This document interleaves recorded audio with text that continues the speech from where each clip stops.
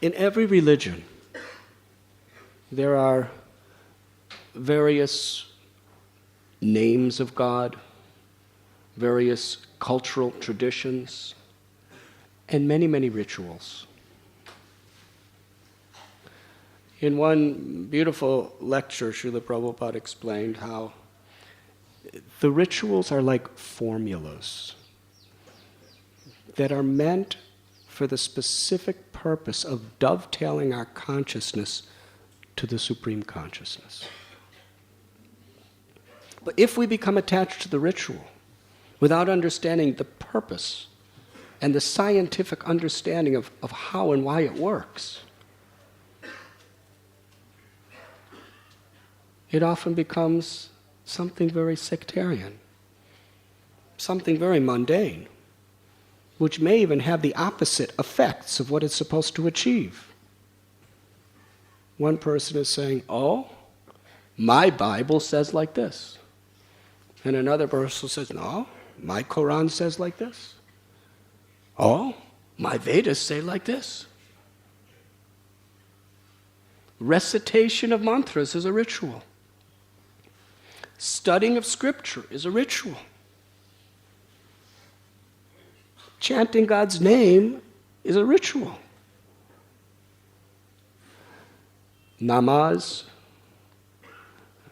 arati, mass, they are rituals. All spiritual systems are full of rituals.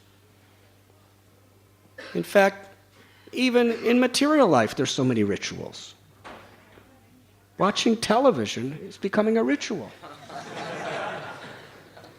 Yes? And there are certain things in the cricket matches. You know, how they begin, how they end, what you're supposed to do at the beginning and the end. They are rituals. Rituals are ceremony, formulas.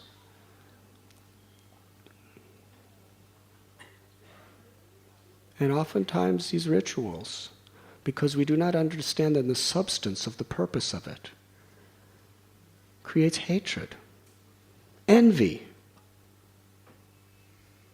egoistic competition, when they're supposed to create unity, harmony, love, and devotion.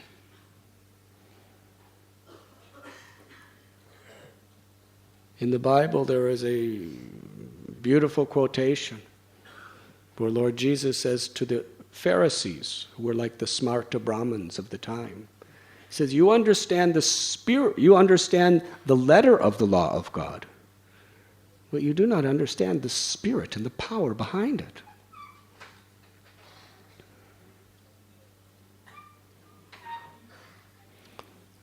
Srila Prabhupada explains that a ritual is a formula which is meant to dovetail our consciousness to the Supreme Consciousness of God. And how does that exactly work? The Lord is bhavagrahi. That means He doesn't accept the thing that is offered.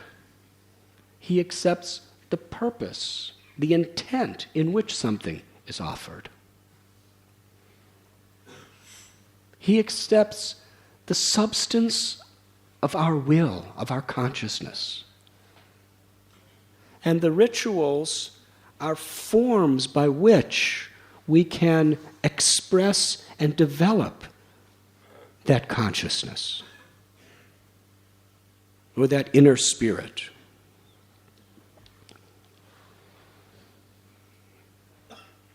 In another place, Srila Prabhupada explains, what is the use of all rituals, and what is the use of speaking high philosophy if it does not create good character? The whole purpose of every real spiritual science is transformation of the heart. From selfish passions to a spirit of selfless service to others. From arrogance to humility. From envy to having the power to appreciate others, and those who are doing better than us, to actually be inspired to learn from them and do better.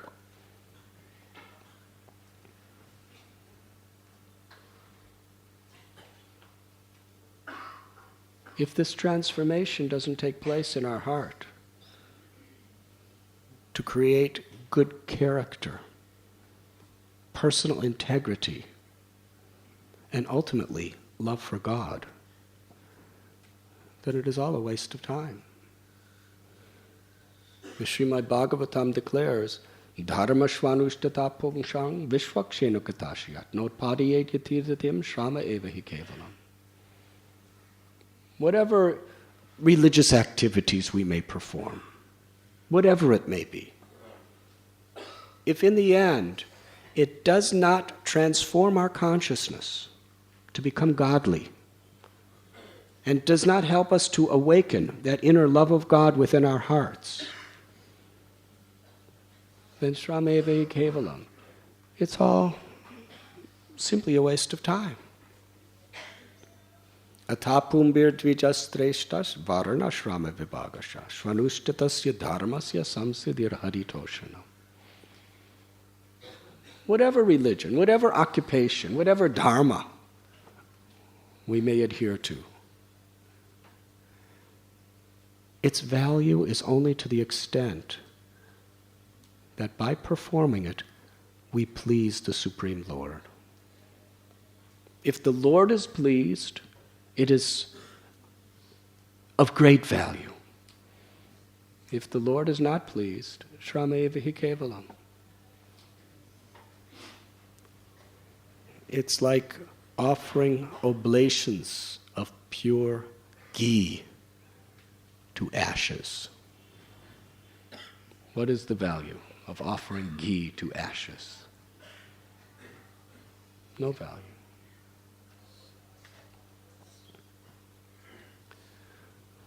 When we offer the arti, the content of our aspiration to please the Lord is what it's all about. It's not the ritual. It's the content of what our consciousness puts into that ritual. When we're offering the incense, we're taking, Krishna says, I am the scent of the earth. Yes? The quality of the earth is fragrance.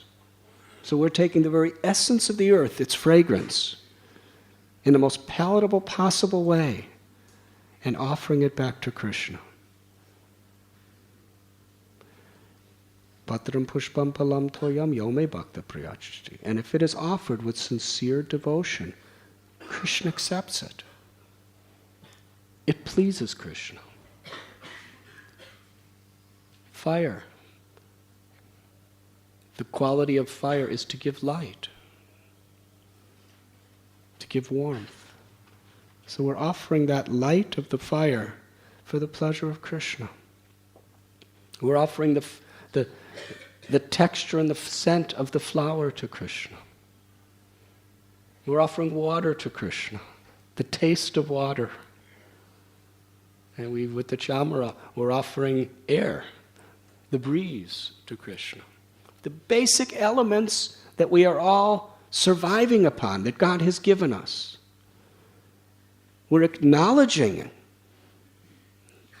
Arti is the acknowledgement that everything we have, our whole existence, is dependent on the Lord. And with a sincere desire of gratitude and devotion, we're offering it to the pleasure of the Lord. Yegatamam prapadyante tamstataiva bhajamyaham mama vartmanu vartante manushya parata sarvasha. As we approach Krishna, Krishna reciprocates and rewards us accordingly. There are different types of people who offer rituals for different purposes. They may be doing the same thing, but they may get very different results. One person may be offering arti for prestige. And that person may get prestige, but that's about all. Another person may be performing a yajna or an arti for the purpose of getting material benedictions. That person may get some material benedictions. Another is doing it with a very sincere desire to cleanse or purify their heart and awaken their love for God, to please God. The supreme occupation for all humanity is that which awakens our innate love of God. This is a universal principle. To purify our heart and awaken the innate love of God is the real essence of all spiritual practices. And if our rituals are performed with that aim in mind, that ritual, like a vehicle, will actually help to transport our consciousness to the supreme destination. It's like a package. Yes, if you give someone a gift with a nice package, but inside the package is something horrible. Yes? You give your mother a beautiful package, and she opens it up, and there's this stool of a hog in it. Will she be happy?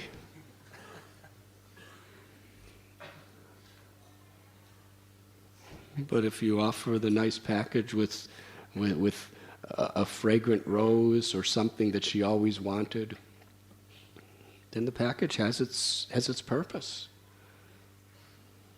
You mail a package to someone. It goes to that person, but it's the content of the package that's all important. Even when we're chanting the holy names, what is our motivation? There are Mayavadis who perform the arti exactly the same way we do, who do kirtan and even chant japa as we may do. But their goal is to become God. So they may approach liberation at the greatest, at the most. But Lord Chaitanya Mahaprabhu teaches the consciousness of a devotee. Na danamna janamna sundarim kavitam vajakadisha kamaye. Mama janmani janmanishwari bhavatad bhakti rahoite kitvai. Essentially, I do not want wealth. I do not want the pleasures of the opposite sex. I do not want fame and followers. I don't even want liberation from suffering. My deep desire is to be the servant of your servant, unconditionally, even birth after birth after birth. In whatever ritual or whatever spiritual act we perform, if this is our consciousness as the Lord has taught, we please Him the most. And He will bestow that blessing upon us.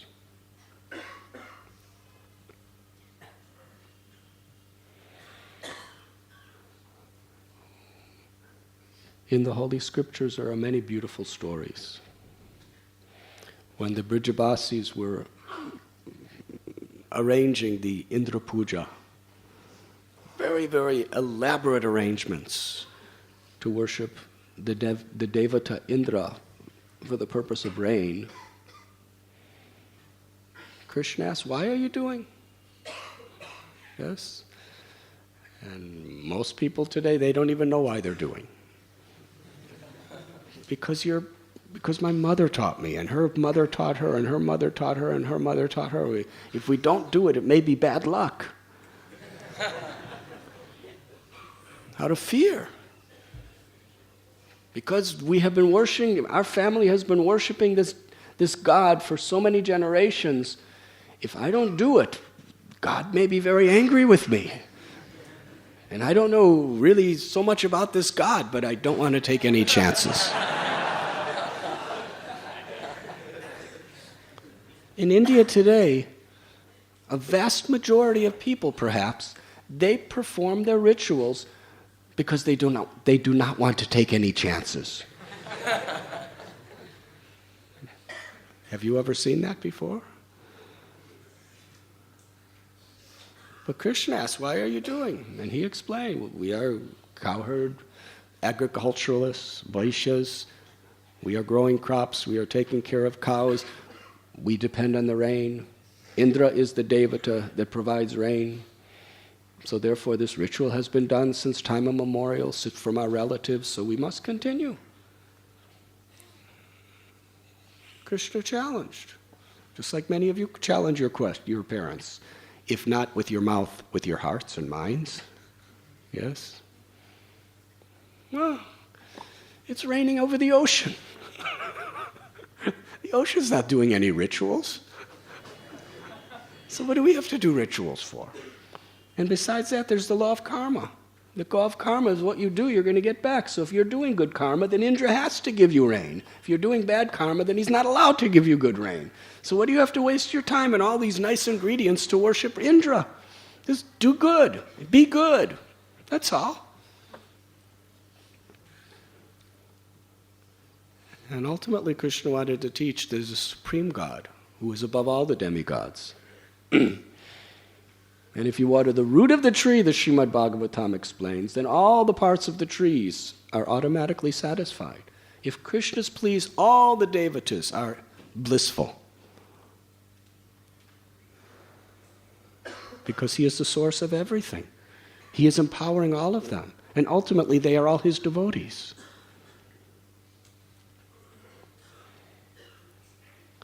So Krishna performed the Indra Puja. He convinced them to offer all the articles for Indra to Govardhan Hill. After all, he said, if we just worship the Brahmins, the cows, and Govardhan Hill, everything will be satisfied. And they did it. And it was not without some test. But you all know the story. Indra became angry, and Krishna revealed his supreme opulence by lifting Govardhan Hill for 7 days and 7 nights. And ultimately, because Krishna was pleased. And the amazing thing is they did the exact same ritual that they were going to do for Indra. Krishna didn't say, don't do the ritual. He said, just do the same ritual for the right purpose. To please the Supreme Lord, not with material desires as the goal. In the Srimad Bhagavatam, 5th canto, we learn about these ritualistic Brahmins who kidnapped Jad Bharat. How many of you know this story? Please raise your hand. Bharat Maharaj, who was the king, he went to the Gandaki River in Himalayas to perfect his life in meditation on the Lord. But somehow or other he became attached to a deer. And he took his next life as a deer. Because what we're attached to fills our consciousness, and that determines our next life. But then, because he was such an evolved person, he had the consciousness of his previous life in the body of a deer. And in his next birth, he became Jad Bharat. And he just did not want to get entrapped in the dangers of Maya. When you're a very popular person, Maya attacks you even more. So he presented himself as a complete fool. So nobody would offer anything except bad things. They would just ridicule him and chastise him and sometimes beat him. But he was a great devotee in heart. He was kidnapped by some dacoits who were brought to a priest who was doing Kali Puja, and they were doing rituals just right. The ritual of a human sacrifice. They had done it before. And they even got boons from doing it. But because Jad Bharat was a great devotee, they did all the rituals exactly according to their scripture or their tradition. But because they were displeasing Goddess Kali by killing a great devotee, what was the result? The Goddess Kali came out of the deity with a sword and chopped the heads off of all the priests and all the dacoits. The only one left to survive was Jad Bharat. And she offered her respects to him, and he offered his respects to her and walked away. So an example, performing ritual with the wrong motive, with the wrong intention, can have a very opposite effect. In the 10th canto of Srimad Bhagavatam, we find a very beautiful story which illustrates this. Can I tell? No. Krishna was herding his cows, and he told cowherd boys that I can see that we are all very hungry. Not far from here, there are some ritualistic Brahmins who are performing a yajna, a karma kanda yajna, for the purpose of elevation to higher planets. But at this particular time, it is very auspicious for them to give in charity. So go to them and beg for some food. But because you're little cowherd boys, they may not take you so seriously. So beg in the name of Balaram, because he's a Kshatriya by birth. And you can also beg in my name also.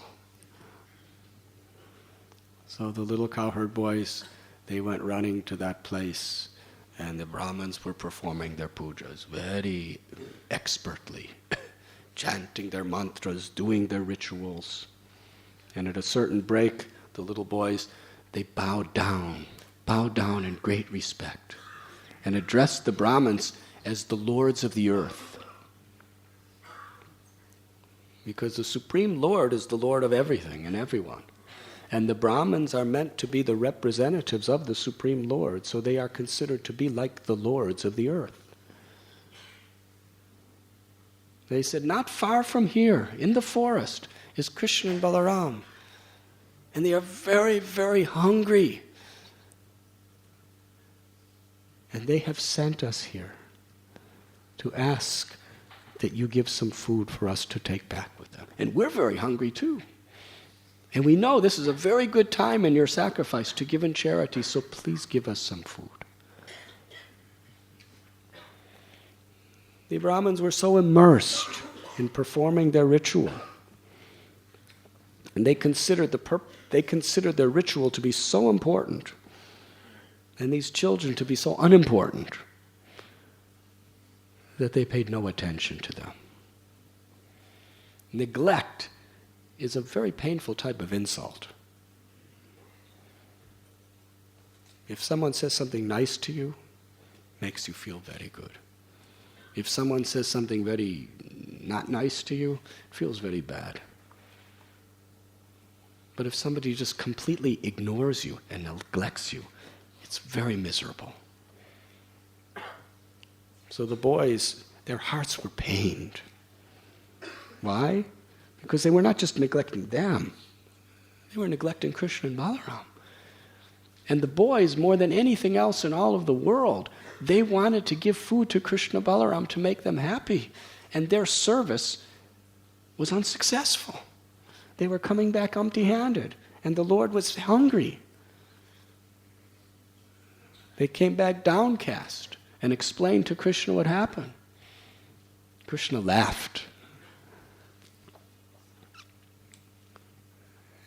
And in his laughing, he said that it is the nature of begging, that sometimes they give, sometimes they do not give.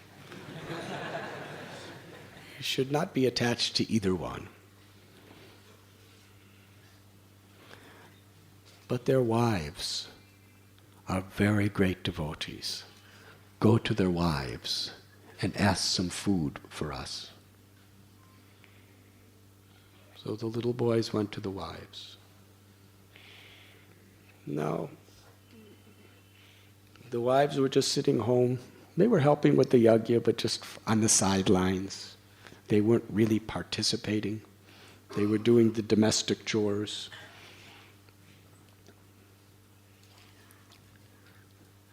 When the Gopas asked on behalf of Krishna and Balaram for some food, immediately they just gathered the best possible food in the best pots and put it on their heads and brought it in their arms and said, "Whip, take us now." Meanwhile, the husbands, the brothers, some of the children, other relatives, they forbid them to go. "You cannot go. What is this? Your husbands, we're just doing a big yajna and you're just leaving, going? You cannot go." They went through the forest, eager, so eager. How did they learn about Krishna? This is a very important part of the story. Just in their daily activities, they would meet Brijavasis. They would buy flowers from flower sellers. They would sometimes buy vegetables from vegetable sellers. And those people would talk about Krishna, glorify Krishna and Balaram. They never saw Krishna. They never met Krishna. They just heard about Krishna from Krishna's devotees. When they were little children, and just by hearing about Krishna, they developed such love for Krishna. They longed to see Krishna. They longed to please Krishna. And here was their opportunity. They went to the forest in such anticipation, such eagerness. It is the nature. If we are eager, lobha, Rupa Goswami explains, if we are greedy to please the Lord, to serve the Lord, to love the Lord, then the Lord reciprocates with that eagerness. And this very much is the difference between a hollow ritual without substance and a genuine act of love and devotion, which may have the same exact form of that ritual. It is our enthusiasm, our eagerness. If we're just chanting japa, which is the recommended process in this age for self-purification, the holy names of the Lord, if we're chanting japa inattentively, without really trying to hear the holy name, without really striving to please the Lord through that process, then our japa is very much like a ritual. Hare Krishna, Hare Krishna, Krishna Hare Hare, Ram Ram Ram Ram. We just try to get our rounds done. The result, we get our rounds done. But Srila Prabhupada says with our lips we should be chanting, with our ears we should be hearing, with our heart we should be crying out for the Lord. Like a baby crying for a mother. That's not a ritual. That's serious. My mother's my only shelter. Whatever act of devotional service we perform, if there is an enthusiasm and an attentiveness to actually purify our heart and please Krishna, then whatever ritual we may perform, it will have a tremendous substance. And what is that substance? Is we access the empowerment and the mercy of God.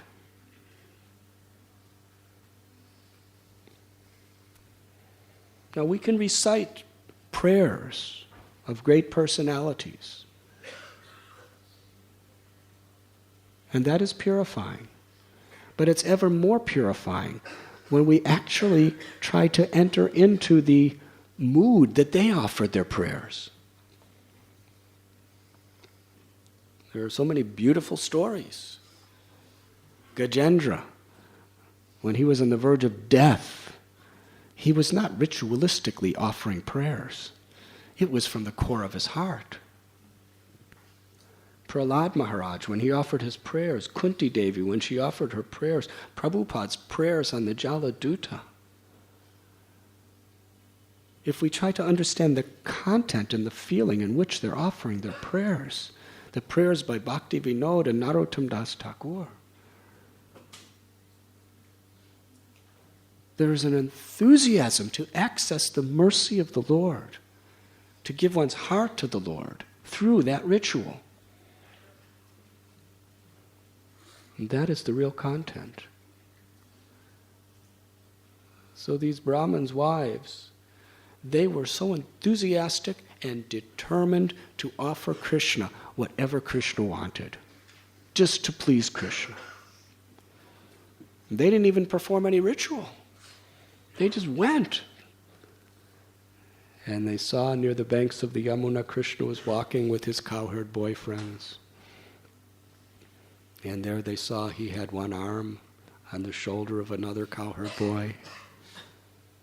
He had beautiful complexion like a monsoon rain cloud. His eyes were like large, fully blossomed lotus petals.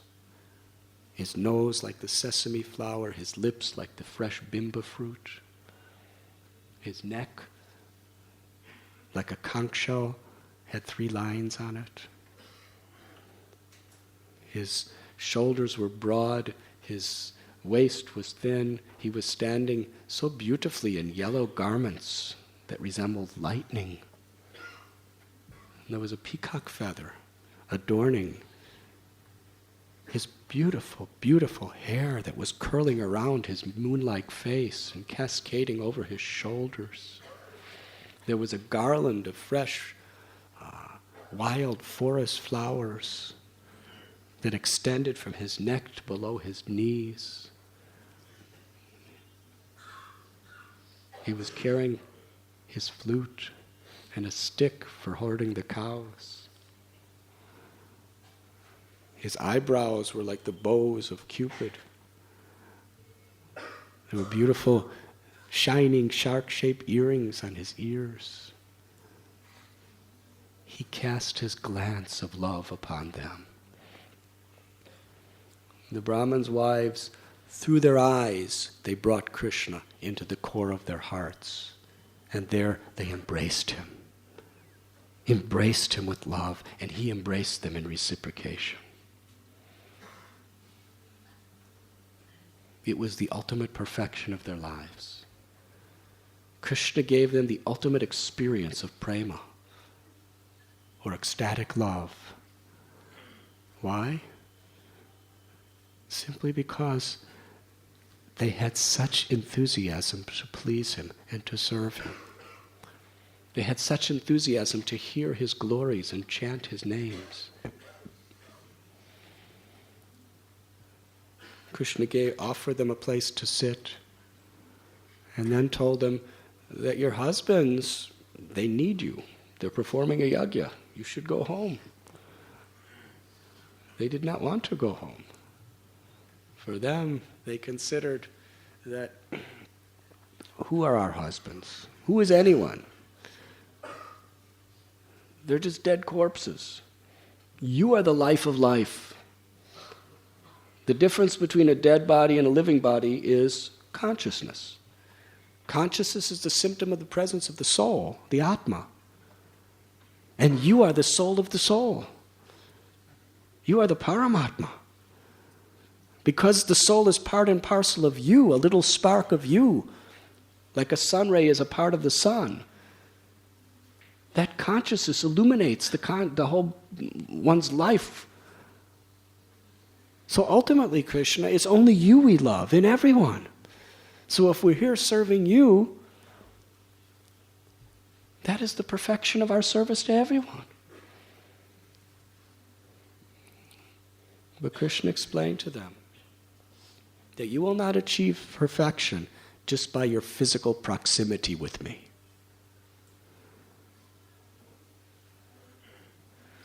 You should go home. And in separation from me, in that feeling of love and separation, you should remember me. You should speak my glories. You should hear my glories and chant my holy names.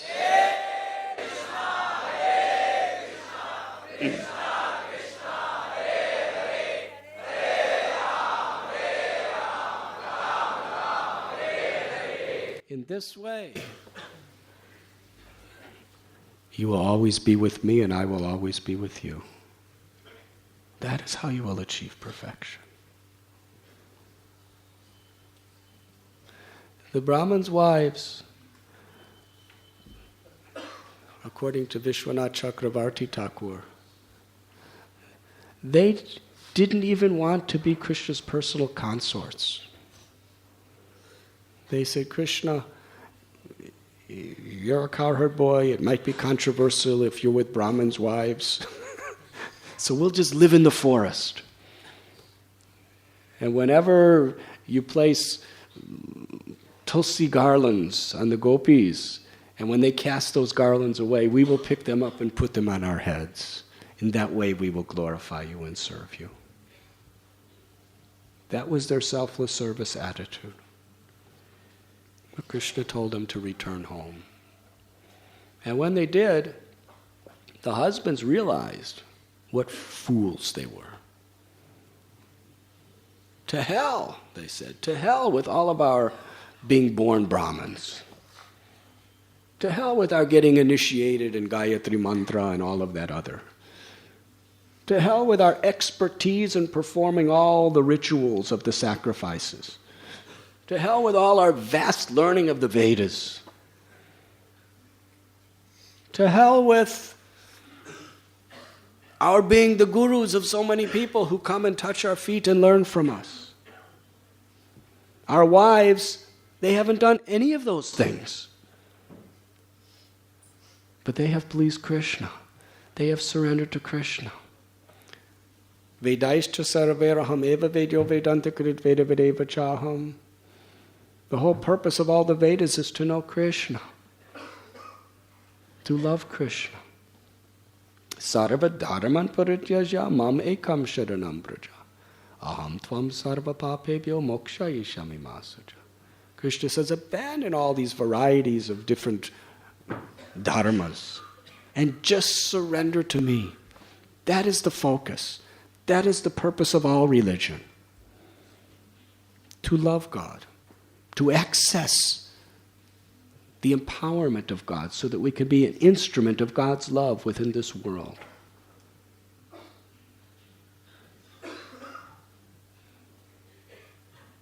Sanatana Dharma is not a particular sect.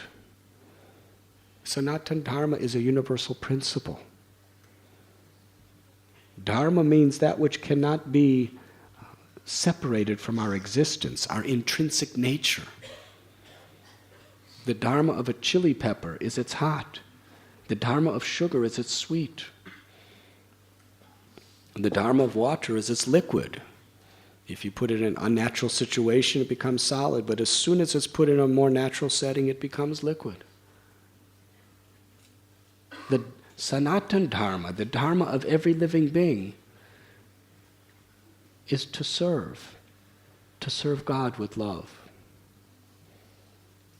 Savai pongshang parodharmo yato bhaktiradhokshaje ahoitikya pratihata yayatma suprasidati. Wherever we see unmotivated, unconditional, loving service to the Lord and genuine compassion for other living beings, that is real religion. It's not a matter of being a Hindu or a Muslim or a Christian or a Jew or a Parsi or a Jain.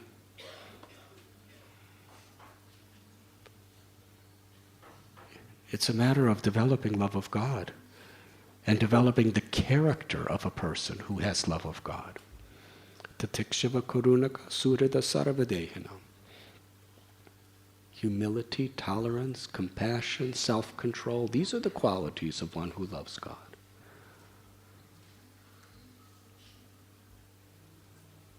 these Brahmins condemned themselves. They had all the reputation, all the initiations. They performed all the rituals so expertly. But when the opportunity to render direct personal service to the Lord was there, they were too much immersed in their rituals to understand that now is the chance to fulfill the purpose of them.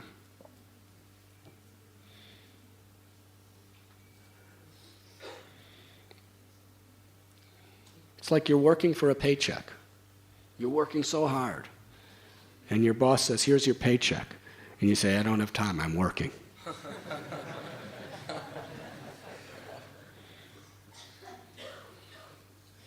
Performing so many rituals, the purpose of the ritual is to please Krishna, but when the opportunity to please Krishna is there, you're too busy doing the ritual. They realize that. And in their heart of hearts, they surrender to their wives. They don't do any of this. They're not known for any of this. But they have understood the essence. In Lord Chaitanya, there was a poor beggar named Suklambar Brahmachari. Every day he would go to different houses. Nobody knew who he was. He was a pure devotee, constantly thinking of Krishna, constantly chanting Krishna's names, constantly eager to serve the Lord in everything he did, everything he said. But only the Lord knew it within his heart. Everyone else considered him to just be an ordinary, useless beggar. He had a little cloth bag, and he would collect some low-quality rice from people's houses. They'd throw it in the bag. And one day when he was with Lord Chaitanya, and Lord Chaitanya was manifesting his opulences as the Supreme Lord, he called Suklambar forward and reached his hand in that bag, took out a handful of that beggar rice and ate it. Suklambar Brahmachari, now I'm finished. What are you doing, my Lord? This is not suited for you. This is beggar's rice. Lord Chaitanya said, I have never tasted anything so sweet and so nourishing as the rice from Suklambar Brahmachari's bag. Now the amazing thing is generally to make an offering to the Lord according to proper ritual. You have to take your bath. Yes, you have to cook it in very hygienic circumstances. And then you have to do the proper mantras and make the proper offering. Suklambar Brahmachari, without any mantra or tantra or yantra or mudra or puja, he didn't even offer it. The Lord stole it from him. Because of his devotion, the Lord was hungry, was starving for that rice. When Krishna went to Hastinapur, Duryodhana had a magnificent feast and royal reception for Krishna. But Krishna went to the house of Vidura, who wasn't even expecting him. There was nothing prepared. He just got a banana peel. Krishna ate it. He was millions of times happier with that. Because patram pushpam palam toyam. Krishna is satisfied by the intent of what we offer, by our love and devotion. So ritual to spiritual. In the beginning of our spiritual path, we follow what is Vaidhi Bhakti. Vaidhi Bhakti means we perform certain rituals, certain rules, and certain regulations for our purification. But where there is a proper philosophy, a proper science behind it, then it's all very meaningful.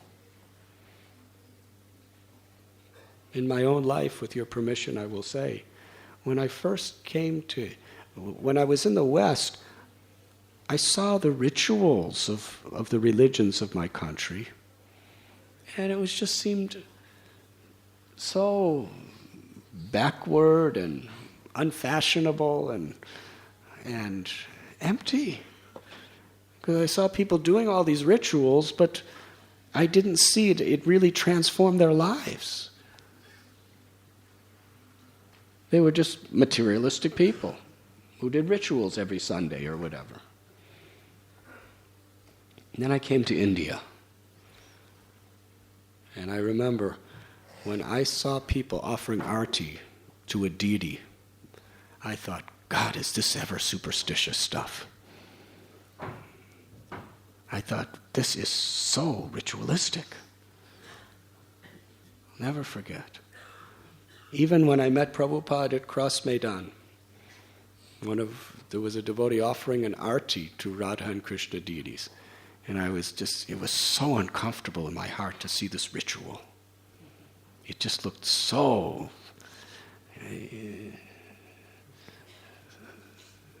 what is the word? So external. And I was thinking in my heart, I'll never do that.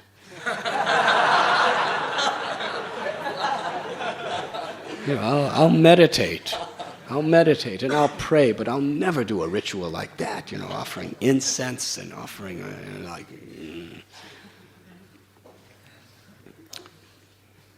A couple years later, I was a pujari.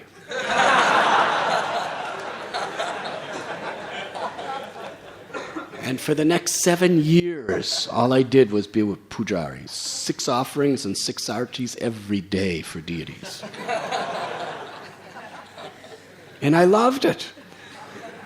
I was thinking, all my life, I'll just do this, pujari, there's nothing better. What was the difference between when I first saw it and when I was doing it? Is by Prabhupada and the Vaishnava's mercy and by the scriptures, I understood what it meant. It was a science based on a very deep, profound, all-encompassing philosophy of how to awaken our love of God. A way to express our intent to love God. A way to express our intent to serve and to please God. It was the most beautiful thing I had ever seen.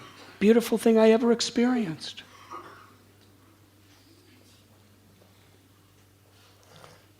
Now we may be chanting the holy names and it may be like a ritual. But if we just have the right enthusiasm, the right intent, then that ritual becomes something very, very deeply spiritual. Cheto darpana marajanam bhava mahadavagni nirvapana. Because if it is done under proper guidance with the proper purpose, it purifies our heart, purifies our motivations, and gradually, real, genuine, spiritual experience awakens from within. Lord Chaitanya has prayed, Nitya Siddha Krishna Prema Sajja Kabunai Sravanadi Sudhichiti Kuriya Yudoi. That love of God is dormant within the heart of everyone. And all the 9 processes of devotional service, especially hearing and chanting the glories of the Lord in the association of those who are eager to serve the Lord, it awakens that love within our heart. Some people go to the church or the synagogue or the temple or the masjid in a very ritualistic way because they're afraid what will happen if they don't go, or because it's good luck, or because it's our tradition, or because we want something material. But the greatest acharyas have established temples for the purpose of people coming together to share their realizations, to encourage one another, to inspire one another, to give up those things that are unfavorable for loving God and to accept those things that are favorable to loving God. When we see the deity, we're not looking at wood and stone. If we understand the science of what deity worship is, the philosophy behind it, it's something so deep and so glorious. It's not idol worship. It's an opportunity to connect our consciousness and be totally absorbed in the Supreme. The yoga process, yama, niyama, asana, pranayama,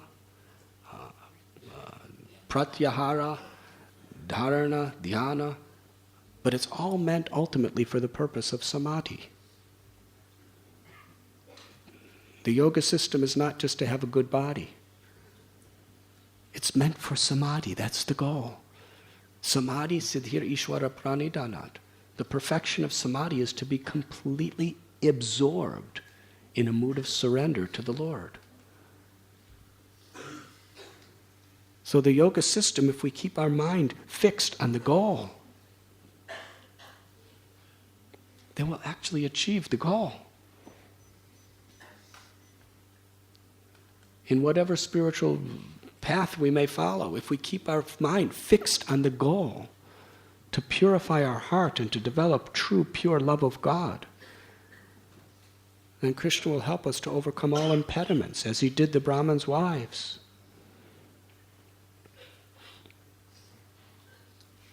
So yes, these rituals are wonderful gifts to give a form, a shape, and a real opportunity to dovetail our propensities, our consciousness, everything, in the loving service of the Supreme Consciousness. And if we see rituals in that light, they are no longer any superstitious, traditional rituals,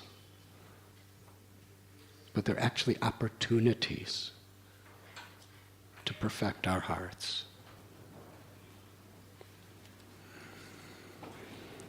And in this age of Kali, Shri Radha Gopinath ki jai.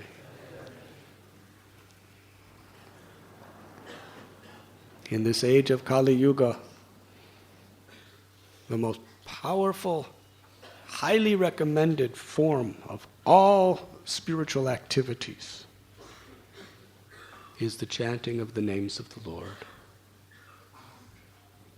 Kalera dosani de rajan asti heka mahan guna kirtanai deva krishnasya mukta sangha parambraje. Kali Yuga, so many impediments, so many disqualifications, but there's a benediction. Simply by chanting the Lord's name sincerely, we can attain the perfection of liberation. What was possible in the Dwapara Yuga through meditation for long durations of time, in Treta Yuga through ritualistic ceremonies, sacrifice, in Dwapara Yuga through worshiping the deity of the Lord in the temple, the same perfection in Kali Yuga can be achieved if we chant the holy names. But what makes it very powerful offering to the Lord, and what makes this chanting very effective to have a deep spiritual experience, is our sincerity. It is that sincerity of our intent that gives life and spiritual, and ultimately that gives life to our worship, and which brings us to the most sublime spiritual experience, the Purushartha Shiromani. Lord Chaitanya has come to give us this Purushartha Shiromani, the crest jewel of all goals, which is Anandam Buddhivardhanam Pratipadam Punamritasvaranam, the highest pleasure of unmotivated love for the Supreme Lord. I thank you very much. And then our practices, which may be apparently ritual, are transformed into a direct experience, which is purely spiritual. If there's any questions, you can ask. Gauranga Prabhu will now express his sincere intent. We'd like to express our sincerest gratitude to His Holiness Radhanath Maharaj for this wonderful presentation. Let us thank him by loudly chanting.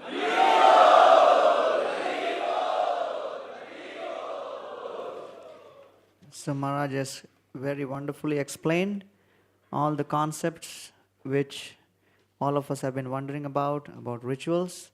And I'm sure many of you may have some questions to clarify. But before that, we would like to welcome special guests who have come this evening. Mr. Arun Biyani and his son, who are into the textile business. Dr. Atul Shirsagar, who is a professor, Bharati Vidyapith, Nerul. Dr. Shailaja Matre, educationist, and for 20 years she has worked in the BMC. Professor Das from BGTI. Dr. Srinivasan, who was head of department, Bharati Vidyapith Dental College. And we would like to welcome all of these devotees to our program by loudly chanting.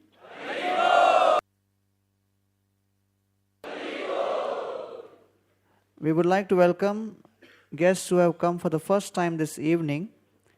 We would request you to kindly stand up at your seats. Those who have come for the Prerna festival for the first time this evening, please kindly stand up so that we can welcome you.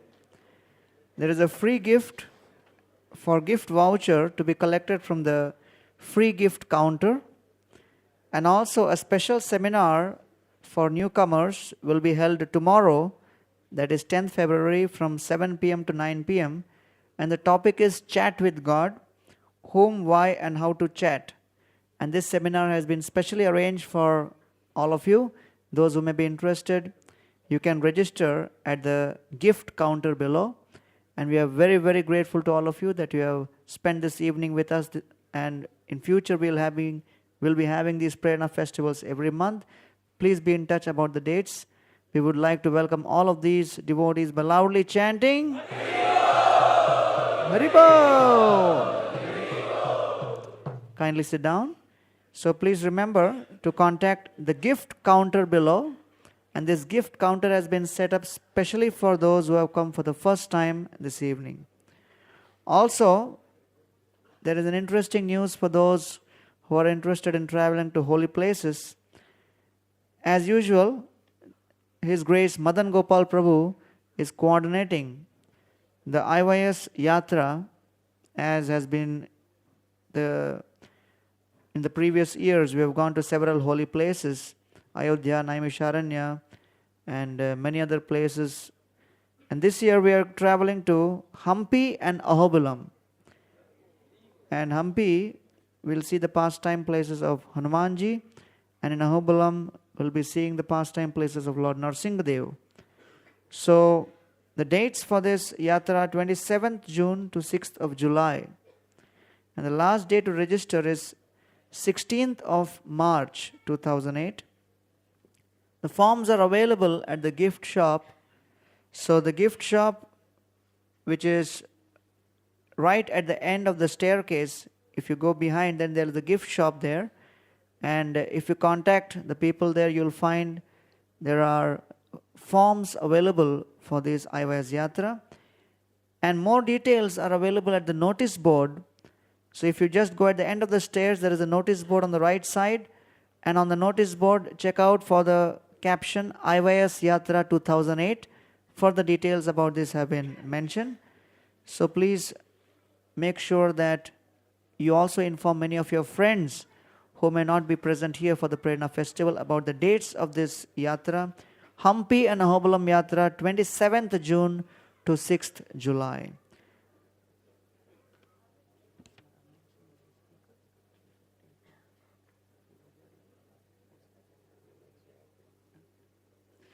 So, the dates for the next Prerna festival is 15th March 2008, which is a Saturday.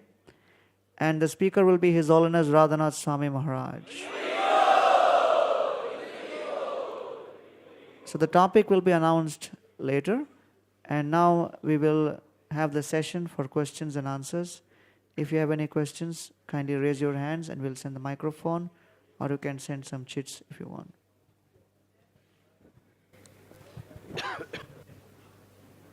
Hare Krishna Maharaj. Hare Krishna Maharaj. Maharaj, what should we do about our rituals? Should we follow the rituals or should we go to find the cause of the rituals? That's why we are following this. The rituals which are performed by our parents or family members. Different rituals are there in families.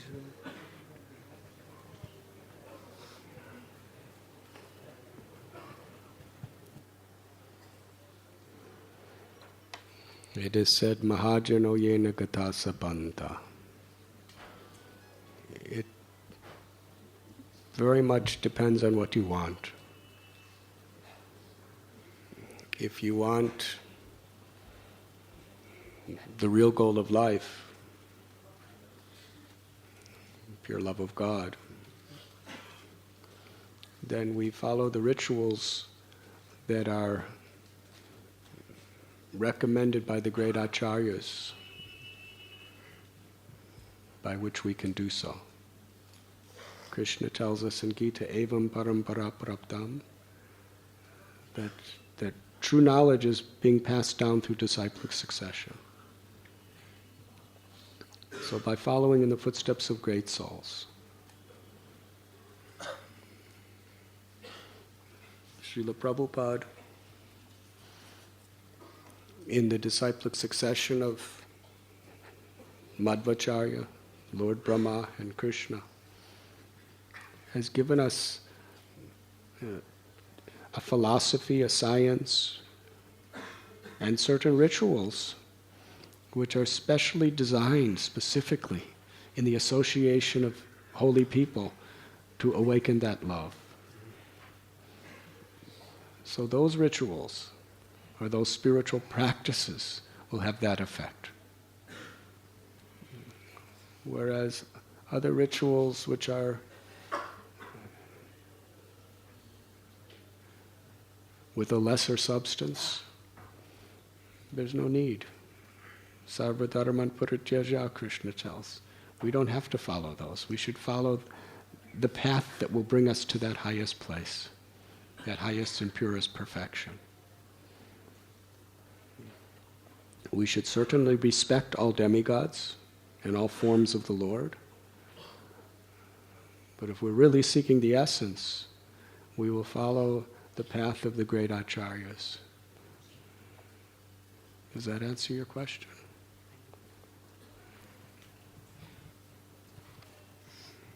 Maybe you can read it. Maharaj, could you please explain the validity of performing the Shraddha ceremony by so-called Brahmanas in this age?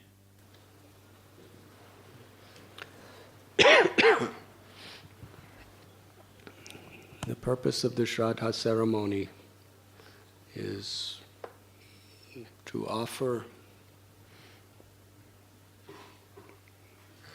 a particular type of sacrifice to the Supreme Lord for the purpose of blessing our departed forefathers or our relatives generally, to our mother, to our father, like that, grandparents, all others. And certainly if it is performed with the proper intent, with the proper Brahmins, it will have great potency.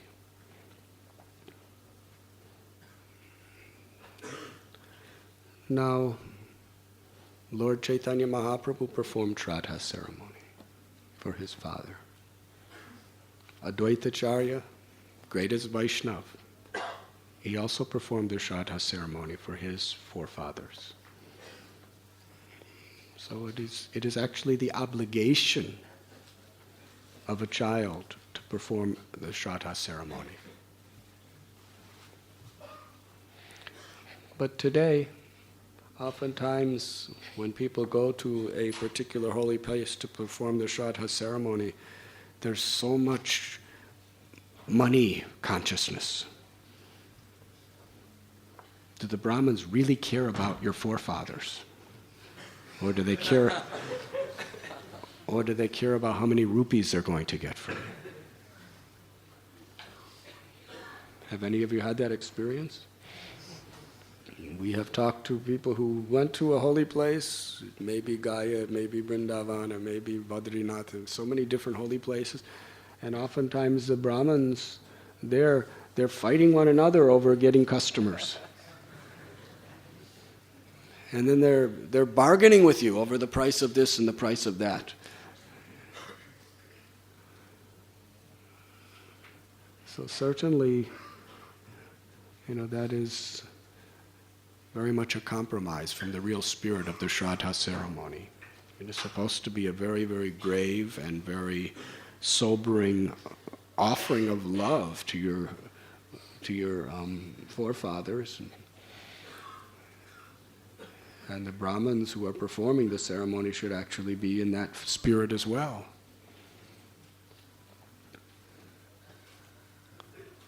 So today, often, certainly not always, but often, religious rituals have become very much materialistic and for the purpose of making a living rather than a purpose of actually connecting people to the Supreme. Bhakti Siddhanta Saraswati Thakur said, some pujaris, they worship shalagram for the purpose of breaking walnuts. It's a symbolic meaning. If you want to break walnuts, you need a rock. So they will use the shalagram to break the walnuts and then sell the walnuts.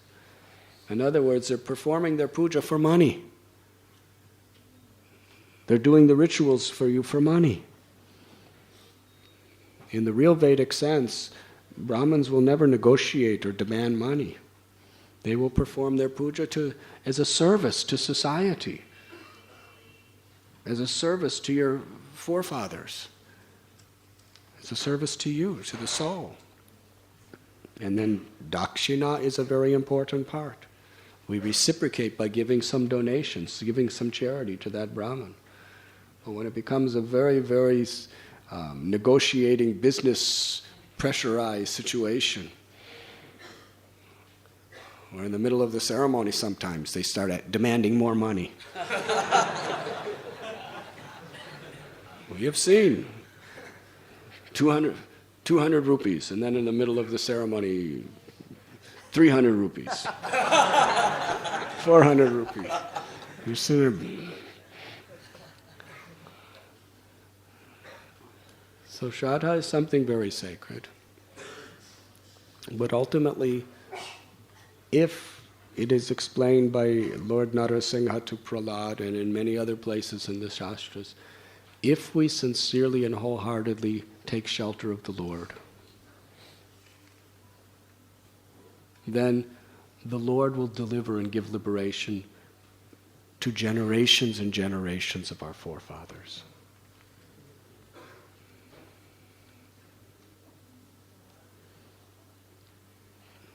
So many great devotees, if you're really surrendering to the process of the pure path of bhakti, there's no need for those Shraddha ceremonies. But as an act of love, we can do. The best Shraddha ceremony, in one sense, you can do the rituals, but will give more grace to your forefathers, is to invite sincere Brahmins, sincere Vaishnavas, sincere devotees to your home, or to whatever venue it may be. And to feed them wonderful prasad, and to have wonderful kirtan in the memory of your deceased one. That will have more of a spiritual potency than just, paying money to do a ceremony. But you can also pay your money to do the ceremony. Does that answer the question, whoever asked? You can ask question anytime. Is someone else?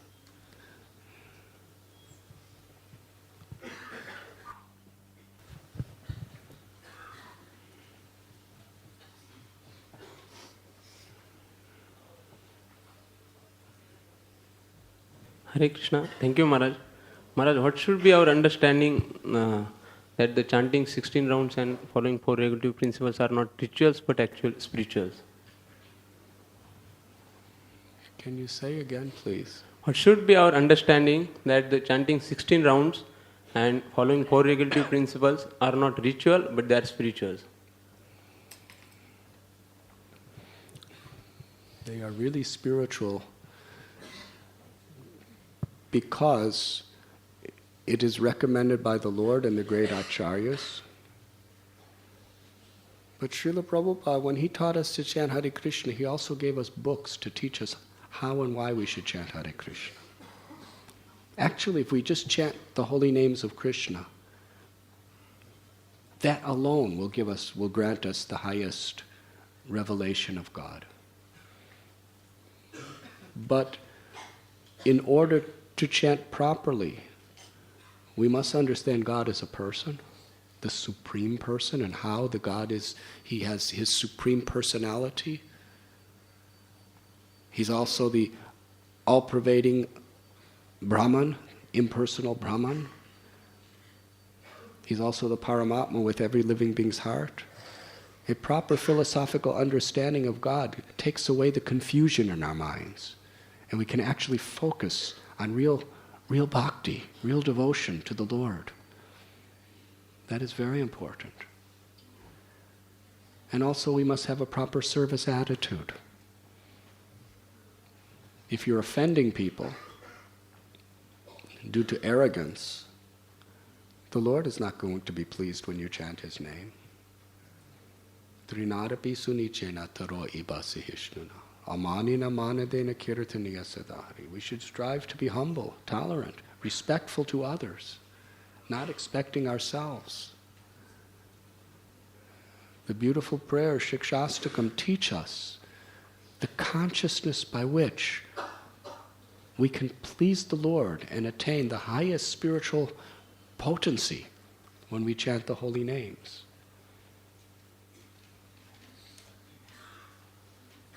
So it's very much based on our enthusiasm, our service attitude, our attentiveness, our determination, our humility. These qualities bring deep substance that actually attract Krishna to quickly purify our hearts.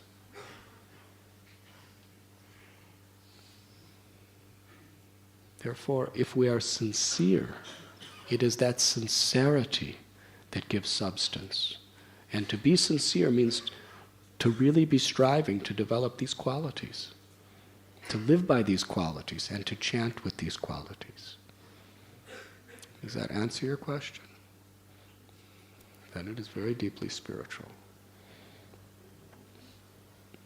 And we are following the directions of self-realized souls. That gives an unlimited spiritual substance to our spiritual practice.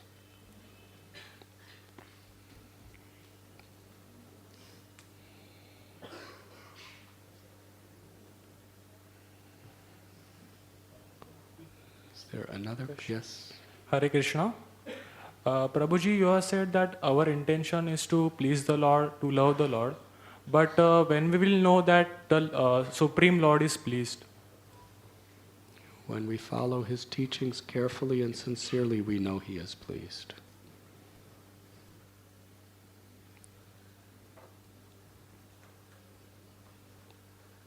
Krishna tells us to forgive. If we are unforgiving, He is not pleased.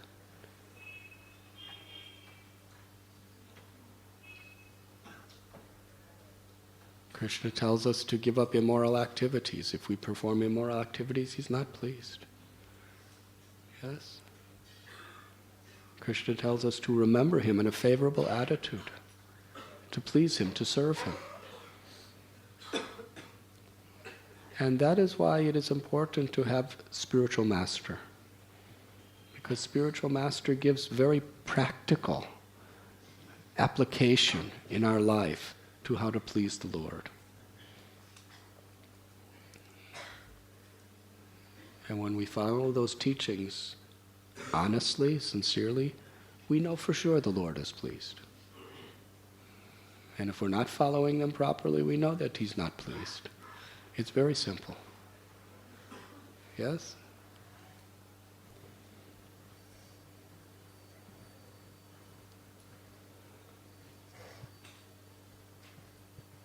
If you are thirsty and you ask someone for water and they give you a bowl of sand,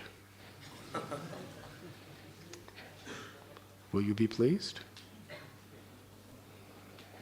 It's as simple as that.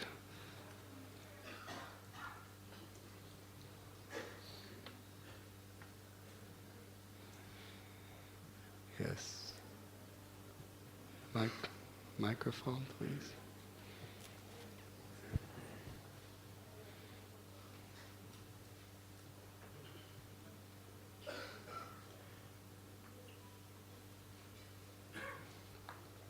While we're waiting, when I was in Rome last summer, I saw this very ancient church.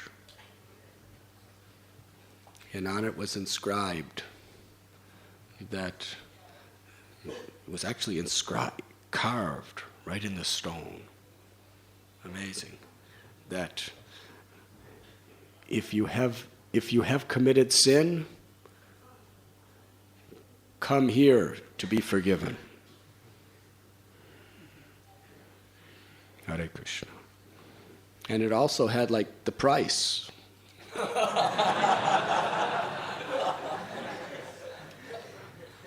It's really amazing.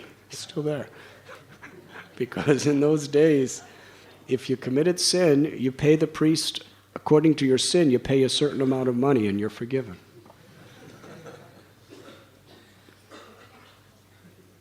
And that's one of the reasons the Protestant church came about.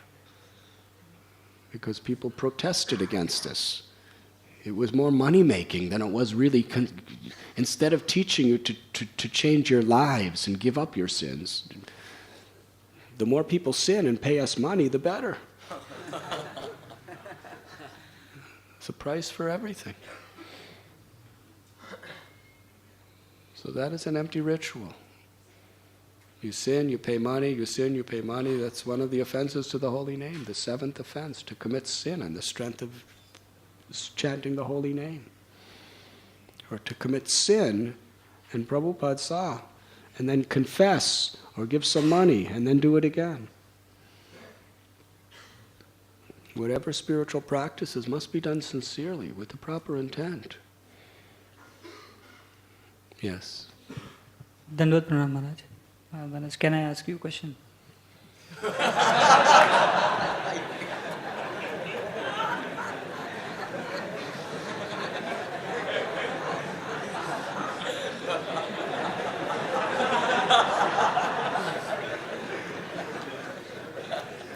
Maharaj, just taking permission from I humbly beg you to please ask a question.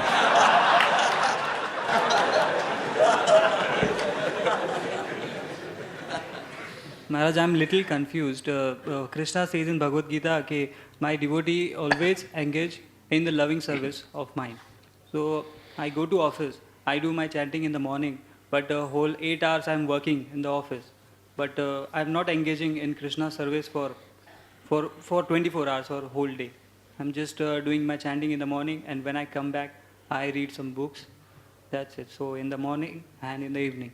So, but Krishna says that my devotee always engages in devotional service 24 hours. So there is little doubt in this.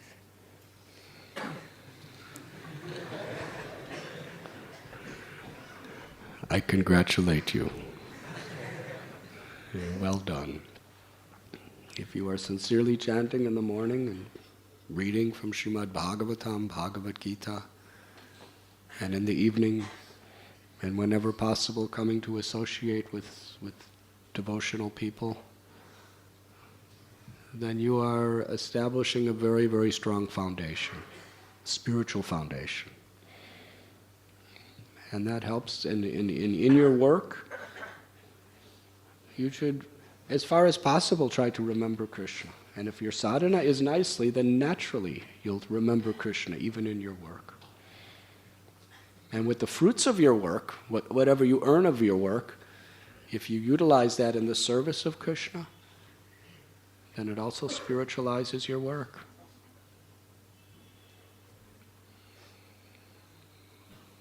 So this is actually a very, very recommended process for a grihasta.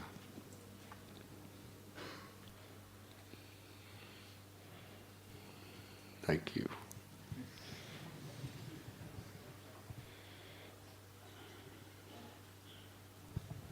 Hare Krishna. Sir, most of us not going to remind the entire lecture of yours. So I just request you to, as a conclusion, what you can say. So to the, suppose the outside someone asks me, what did you get from that seminar lecture? So I can tell him.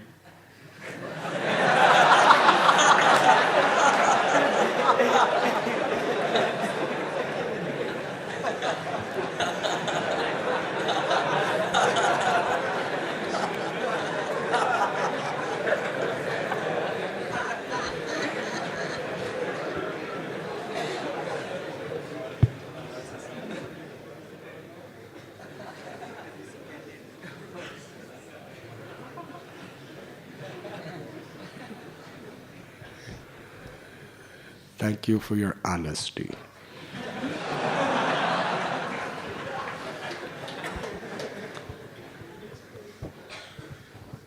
If I was sitting where you were sitting, I would probably say the same thing,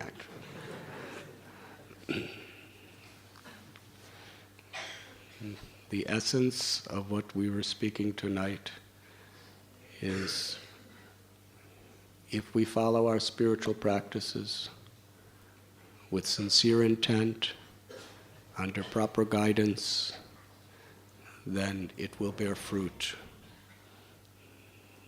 the fruit of self-realization.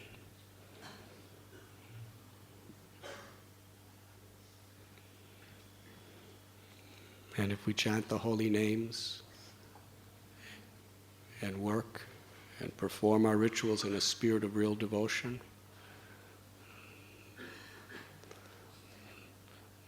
then Krishna promises in Gita that we will know Him, we will realize Him without fail. Man manabhava mad bhakto madhyajim nam namaskuru mame vaishashi satyante pratijani priyoshime. Think of me, worship me, offer your homage unto me, become my devotee. In this way you will come to me without fail. It is my promise. So by performing these spiritual practices under proper guidance, with sincere devotion, with the intent to please the Lord, we will attain Krishna without fail. Is that all right?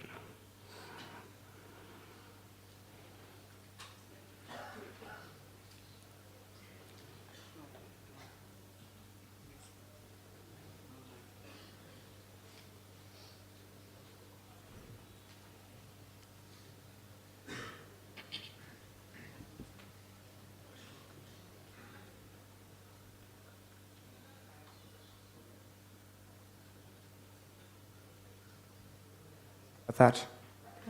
I have two questions. The first question is... Just ask one. Okay, I'll just ask one. If, at the end of the day, it's just all about pleasing Krishna, and we should abandon all the dharmas and all the other things, then why do we have rituals at all? Because these rituals, as we explained, are practical, tangible ways by which we can express our intent to please Krishna.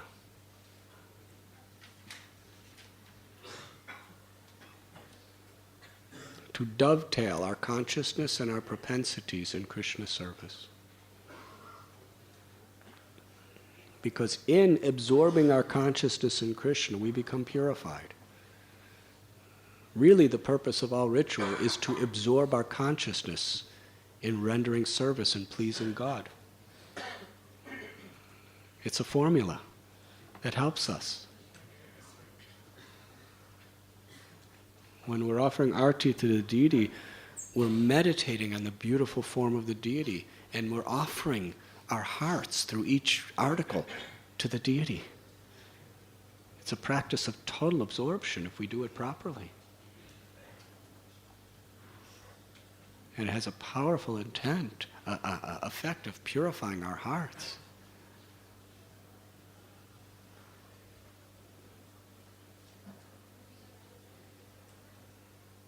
Otherwise, what are we going to do all day?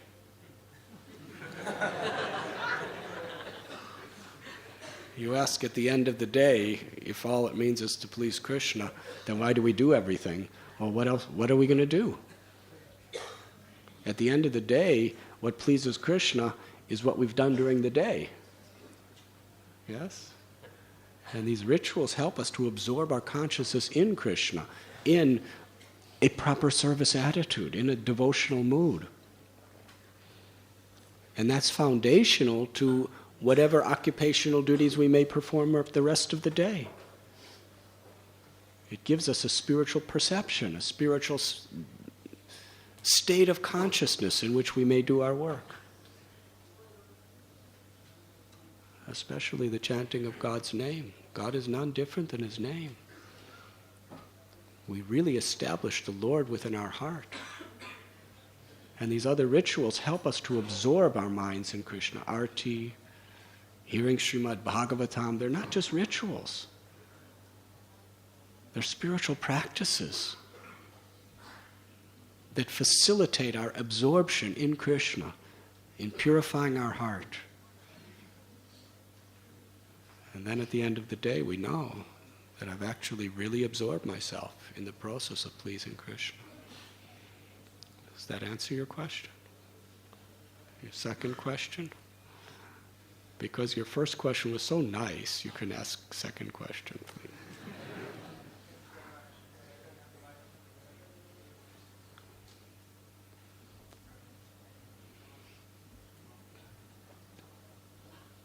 The second question was linked to the first one. It's basically, if the essential thing, or actually the only important thing, if I understood the lecture correctly, is the content or the intent behind the ritual, then what is the reason that we do the particular rituals that we do and other ones? Instead of other ones? Is that what you're asking? I mean, why do we do arti instead of, I don't know, going to the mosque for the mass or doing a Vedic yagya or whatever? Why do we do the particular rituals that we do and not whatever else we feel like? Because the great acharyas, those liberated souls, who mercifully are teaching the world the most expedient, direct, and effective ways of developing our love for Krishna, they have recommended like this.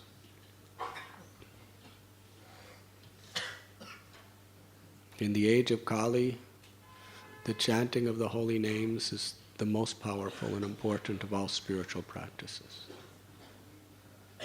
Rupa Goswami explains of the various spiritual practices, 5 most important: associating with devotees, chanting the holy names of the Lord, hearing Srimad Bhagavatam, going to holy places of the Lord, and worshiping the deity of the Lord. These 5 are prominently the most powerful and most effective in helping us to absorb our consciousness in Krishna.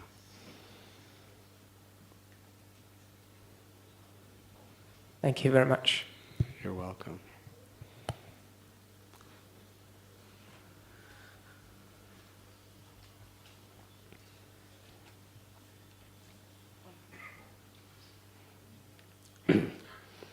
Dear Maharaj, what is the advantage of attending these yatras?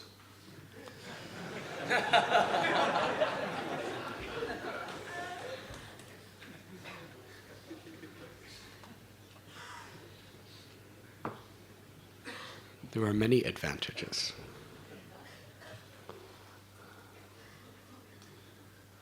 One is, it is an opportunity to leave everything else behind. To go to a sanctified holy place in the association of sincere, dedicated devotees and absorb yourself day and night in hearing and chanting the glories of the Lord and praying to the Lord. And you have nothing else to do. In fact, you're not even allowed to do anything else.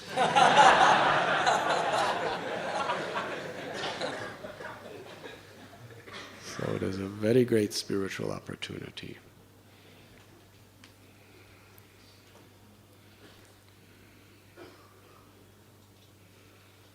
It helps us also to develop because we're with devotees 24 hours a day for so many days. It helps us to develop very deep spiritual relationships with other Vaishnavas, exclusively based on inspiring one another in our Krishna consciousness. It helps us to develop a real taste for hearing and chanting. It helps us to develop real faith in the process and in the holy dhams, the holy places. These holy places of pilgrimage are very powerful. But it's the association of devotees that reveals the inner secrets of the holy places.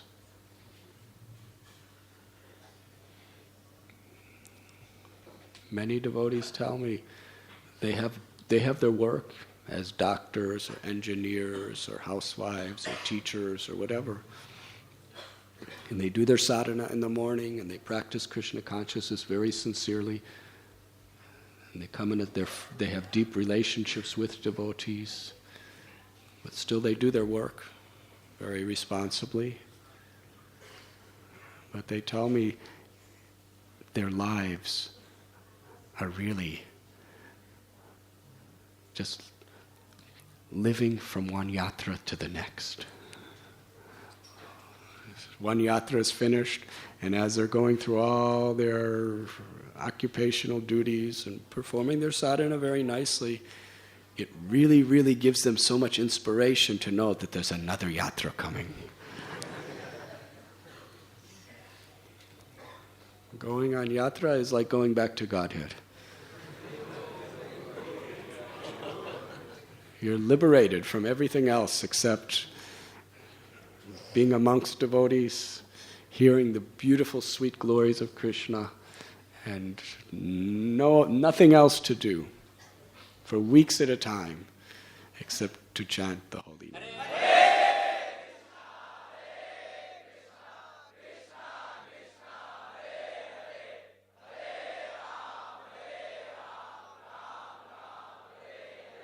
To charge your spiritual batteries.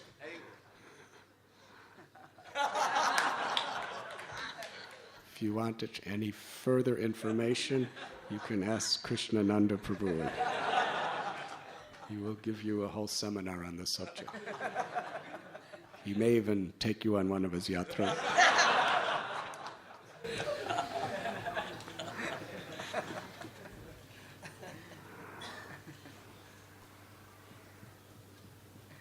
Another question?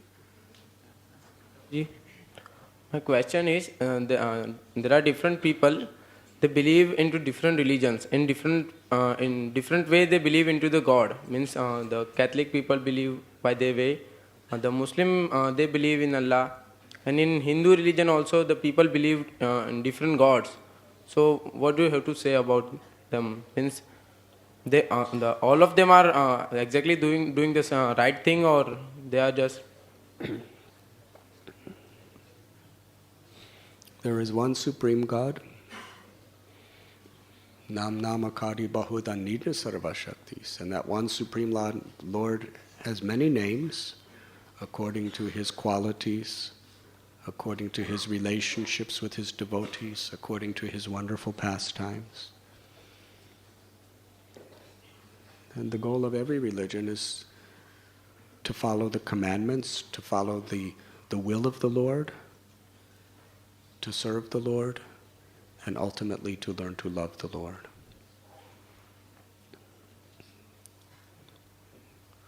And one who loves the Lord develops the qualities of a sadhu.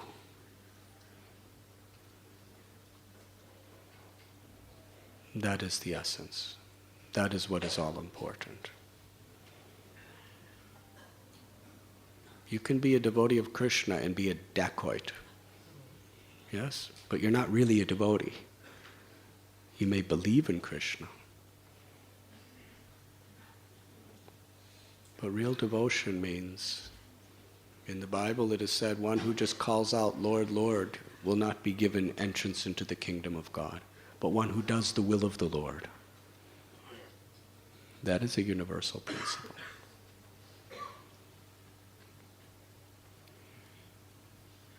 Sri Chaitanya Mahaprabhu manifested just the form of the Lord that each devotee worshipped him in. To Murari Gupta, he became Lord Ram.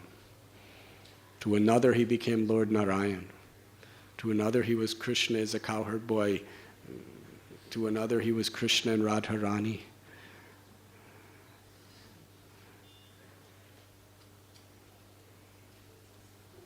So there is one God. And ultimately that one God is a person. And Krishnastu Bhagavan Swayam. The Shastra tells us that Krishna is the origin of all other forms of God. He's the most, and his pastimes with his devotees are the most intimate and the most sweet.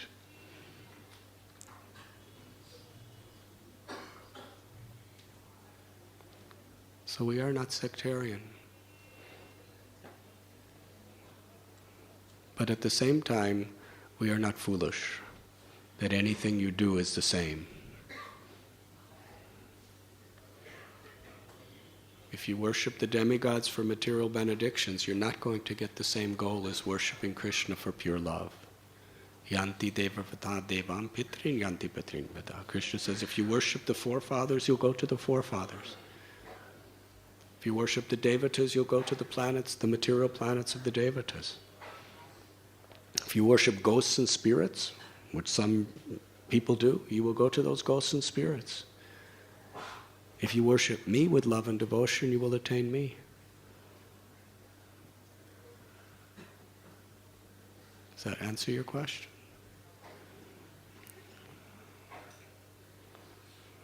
So it is very important that we have a clear conception of what is the absolute truth. And that is the essence of all religion, to surrender with love to that absolute truth.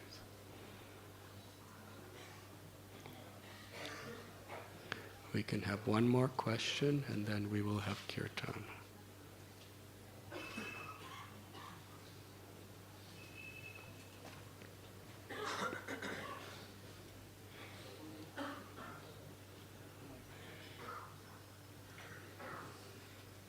Prabhuji, how well do spiritualism and materialism go on with each other?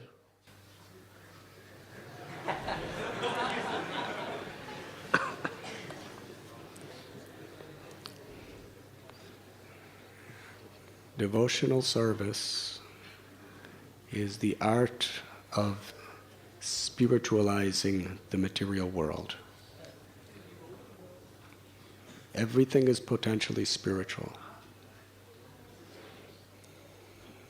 This microphone, for example, is it material or spiritual? What is your opinion? Huh? It is material if I speak some political speech in it. Yes? Or if I sing a romantic love song in it.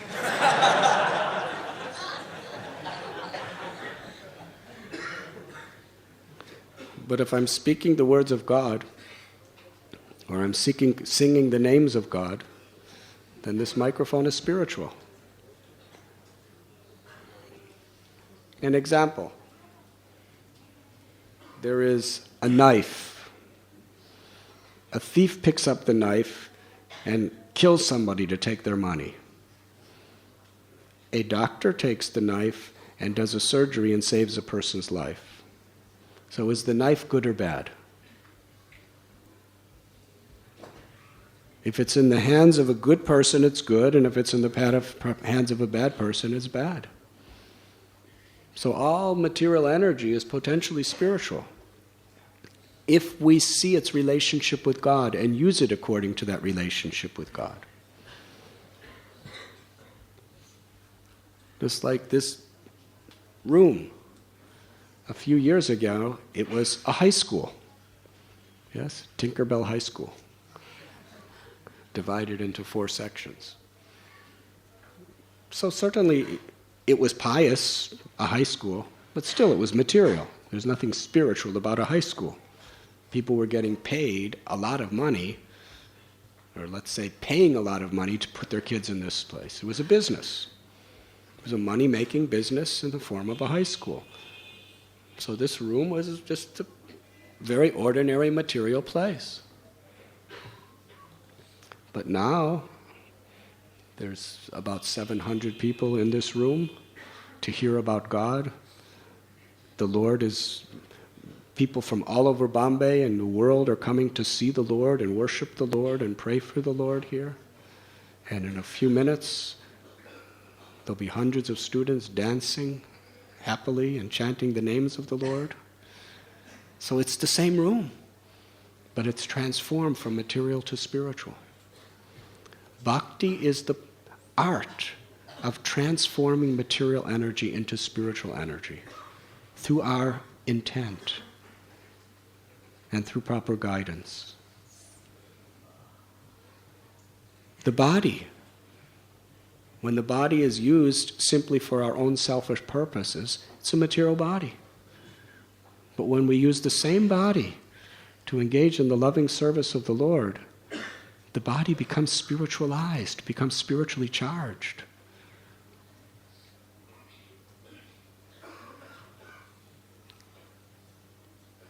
So we do not want to deny material energy. We simply want to utilize it in Krishna service and transform it into spiritual energy. Srila Prabhupada gave a very simple example. That if you drop 1 lakh of rupees on the street, yes? One person will see that lakh of rupees and look in both directions and pick it up and run away. What do you call that person? Thief. Another person sees that lakh of rupees. What is your name? Nikin. Yeah.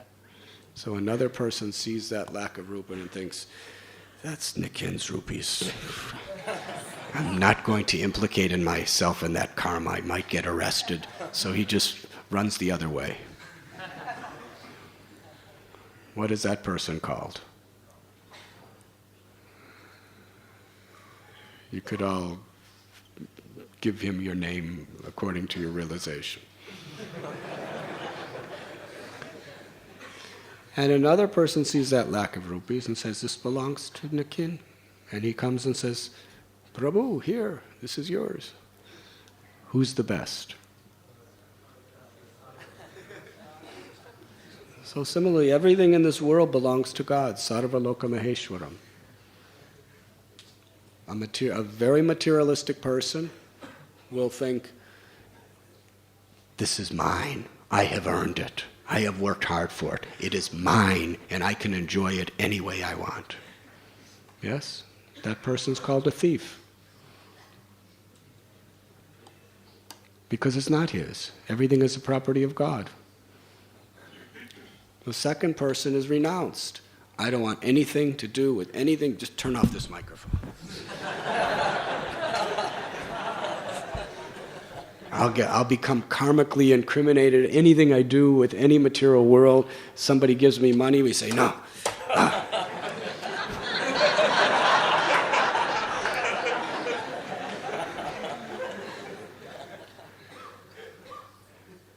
But the highest is whatever there is. Let us use it in the love, in the devotional service of the Lord. Then we transform material into spiritual through our consciousness. And the best way to develop that consciousness is by Harinam Sankirtan. At this time, we will all transform our consciousness. And through this microphone,